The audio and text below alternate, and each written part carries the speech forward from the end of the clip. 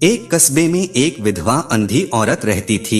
उसका एक बेटा था जिसके पालन पोषण की सारी जिम्मेदारी उसके कंधों पर थी। वह अपने बेटे को पढ़ा लिखा कर एक बहुत बड़ा आदमी बनाना चाहती थी, इसलिए उसने उसका दाखिला कस्बे के सबसे अच्छे स्कूल में किया। वह दिन रात मेहनत करती ताकि बेटे की स्कूल की फीस दे सके। लड़के के स्कूल के बच्चे उसकी माँ के बारे में जानते थे। वे सब उसे अंधी का बेटा कहकर चिढ़ाते थे। लड़का इससे बहुत परेशान था। उसे अपनी माँ पर शर्म आने लगी थी। वह उसके साथ कहीं भी आने जाने से कतराने लगा था। जब लड़का बड़ा हुआ तो उसकी शहर में अच्छी नौकरी लग गई। उसने अपनी माँ से वादा किया कि शहर में मकान लेकर वह उसे लेने आएगा, लेकिन वह शहर गया तो फिर लौटकर वापस नहीं आया। उसकी अंधी माँ उसका इंतजार करती रह गई।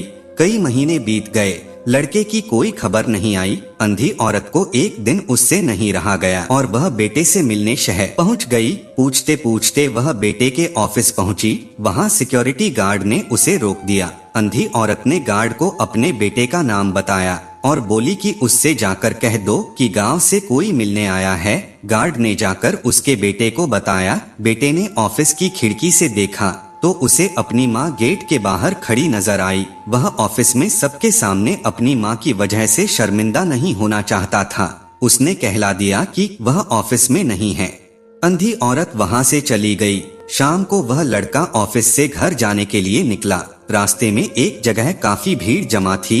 वह अपनी गाड़ी रोककर भीड़ के पास पहुँचा और तो बीच सड़क में अपनी माँ को मरा पाया। उसके हाथ में एक चिट्ठी थी जिसमें लिखा था, बेटा बड़े दिन हो गए थे, तेरी कोई खबर नहीं मिली। चिंता हो रही थी इसलिए तुझसे मिलने चली आई। तू तो अब बड़ा आदमी बन गया है। तुझसे मिलना अब शायद मुझ गरीब की किस्मत में नहीं, लेकिन मैं बहुत खुश हूँ तेरे लिए। तूने अपना ही नहीं मेरा सपना भी पूरा किया। मलाल है कि तेरी तरक्की देख नहीं सकती। काश बचपन में तेरी आंखों में सरिया न घुसा होता और मुझे तुम्हें अपनी आंखें न देनी पड़ी होती, तो तेरी तरक्की अपनी आंखों से देखकर सुकून से मरती। तेरी अंधी माँ ये पढ़कर लड़का फूट फूट कर रोने लगा।